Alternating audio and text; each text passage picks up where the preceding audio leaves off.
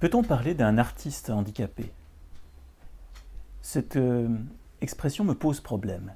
Parce que s'il existe bien des personnes qui sont en situation de handicap dans la vie sociale ordinaire, en revanche, parler d'un artiste handicapé me gêne parce qu'en tant qu'artiste, on peut être un artiste à part entière.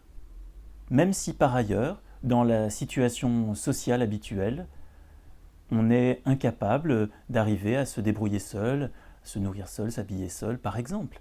On peut avoir une grande difficulté de déplacement moteur et par ailleurs être un écrivain à part entière. Un écrivain qui aujourd'hui dicte un texte à son ordinateur grâce à la reconnaissance vocale, peut être un écrivain parfaitement autonome, montrant parfaitement toutes ses capacités intellectuelles, alors même que son corps, lui, est totalement paralysé. Autre exemple, dans le monde de l'art brut, de nombreuses personnes sont en situation de handicap psychique. D'un point de vue social, elles sont considérées comme étant difficilement adaptables au contexte habituel des relations sociales. On va les laisser à l'intérieur des institutions. La plupart du temps, leur vie se déroule dans un enfermement relatif, mais un enfermement néanmoins. Or, en tant qu'artiste, et l'art brut nous le montre bien, ce sont des personnes qui peuvent véritablement arriver à créer des œuvres à part entière.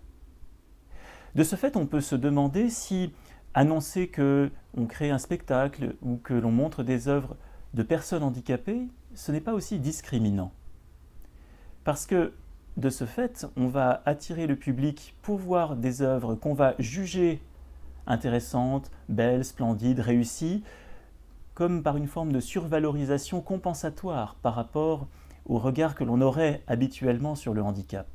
Je dis bien survalorisation compensatoire parce qu'on survalorise pour compenser le rejet qu'on pourrait avoir vis-à-vis de ces personnes ordinairement.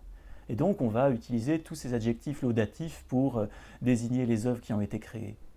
Mais en fait, c'est une forme de défense aussi.